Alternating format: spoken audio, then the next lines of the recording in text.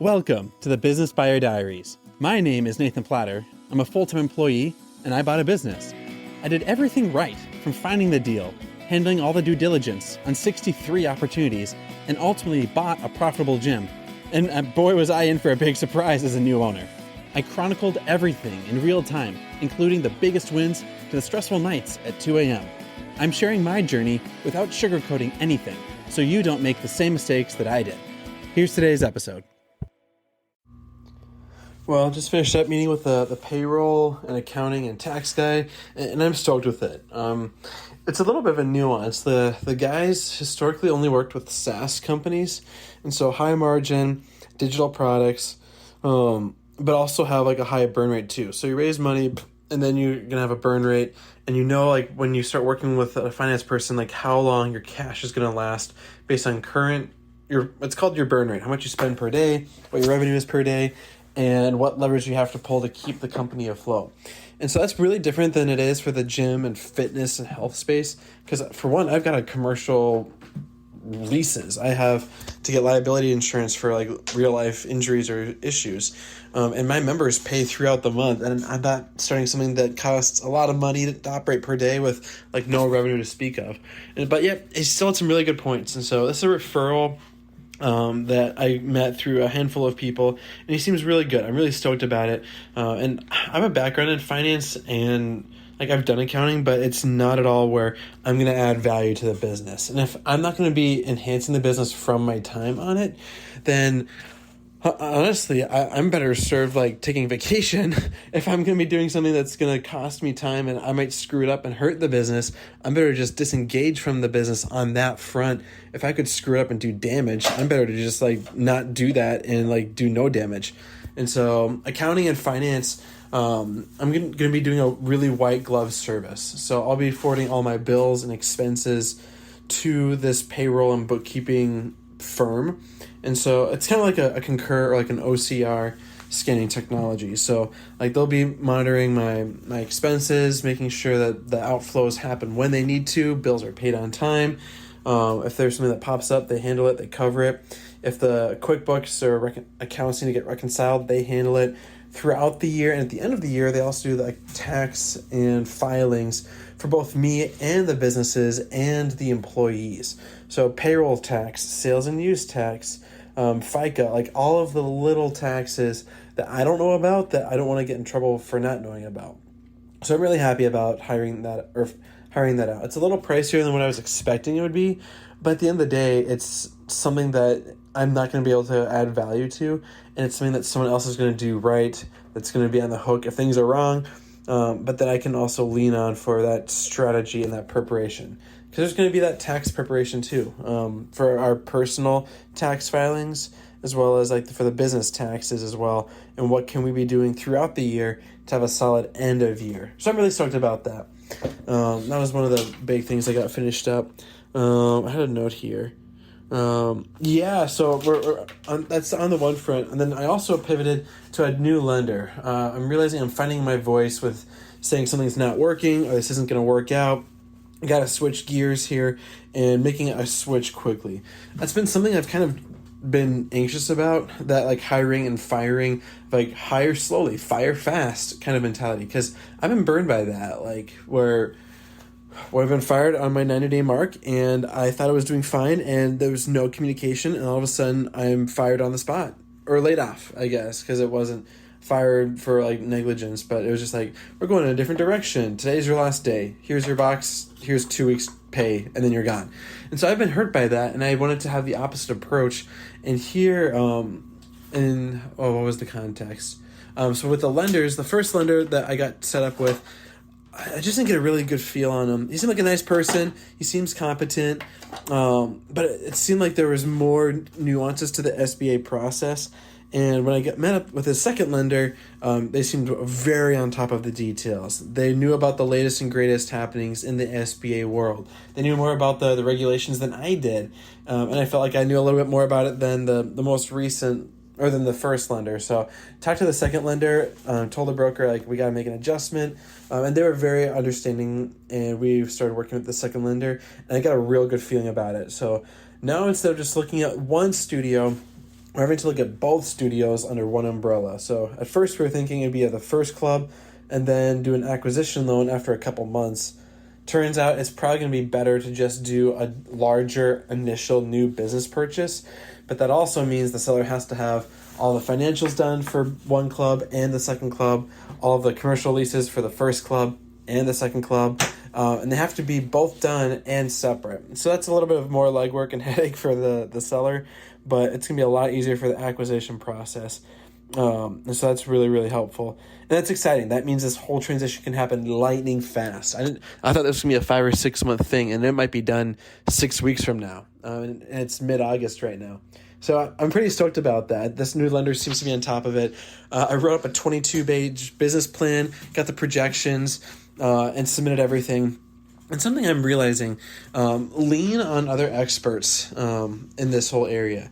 When I was told, write a business plan, I've done a mock mini one for school, but here, writing one for myself where a banker is going to approve it for $1 million, that's kind of exciting.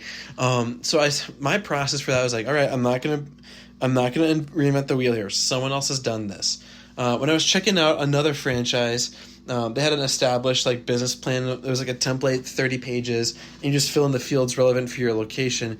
And here, the franchise I'm buying into is so much smaller, more than 10 units, less than 100, and they didn't have this formal template. So I literally just went to Microsoft Word and downloaded a business template, changed the colors to the brand colors I'm buying into, and then just started filling it out. And I didn't really know where to start, so call me a boomer or an old person, but I literally went to ChatGPT.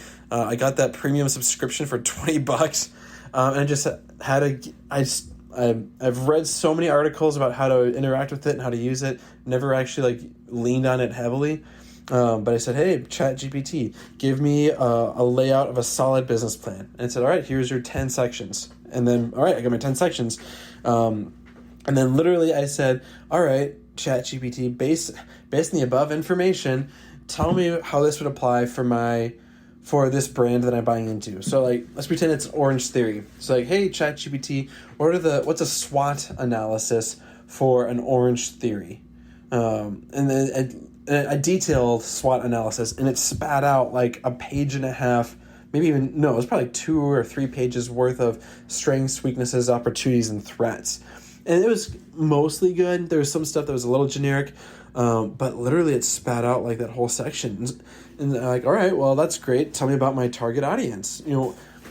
Give me a detailed target audience sales marketing strategy for an Orange Theory in a higher income suburb in the Twin Cities of Minnesota. And it would spit it out in a 3-page, 2-page amount. And I would read it, I would edit it, I would tweak it for my specific location, for the members that I know, but 80 to 90% of the content was good, and that was the surprising part. It instantly had local competitors.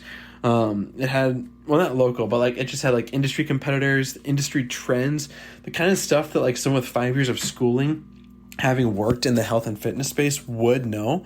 But here it knows it on the spot, which is kind of freaky, but that's really compelling when you're the person owning the business that needs this service. And so instead of having to pay someone a couple $100s to write this, or I don't even know what, in probably 4 or 5 hours, I cranked out a 28-page business plan.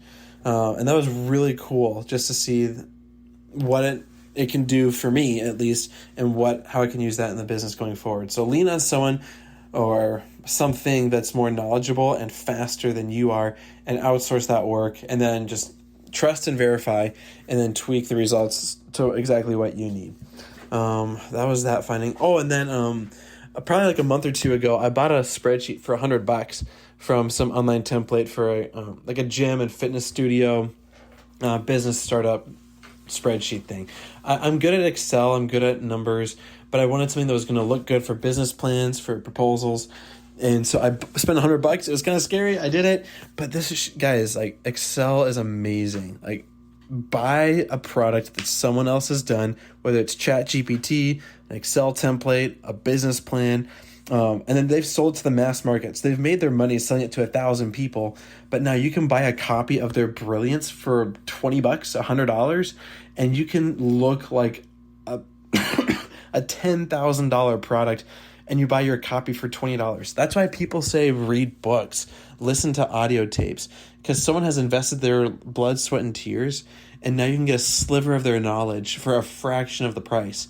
And so this spreadsheet's amazing, guys. After like entering numbers into maybe 5 or 10 minutes of fields, like your revenue, max number of gym members, your ad spend, it spits out 5 years of income statements, cash flow summaries, like your taxes in year 3 that you're going to owe based on everything you're saying. Like, guys, this is really amazing stuff.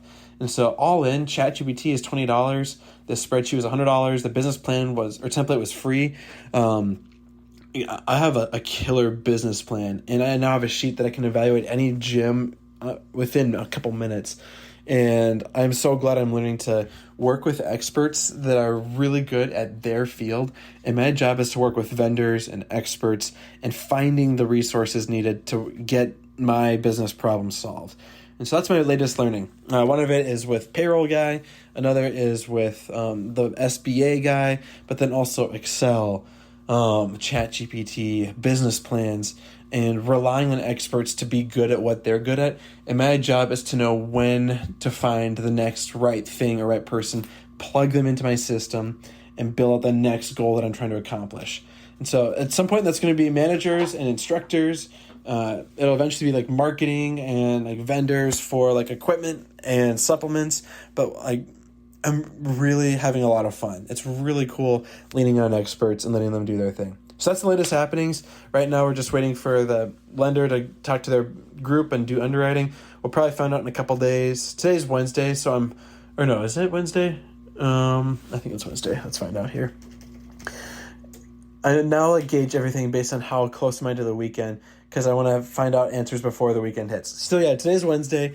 I got an email at 1 a.m. from the lender saying they downloaded everything. They're putting it together.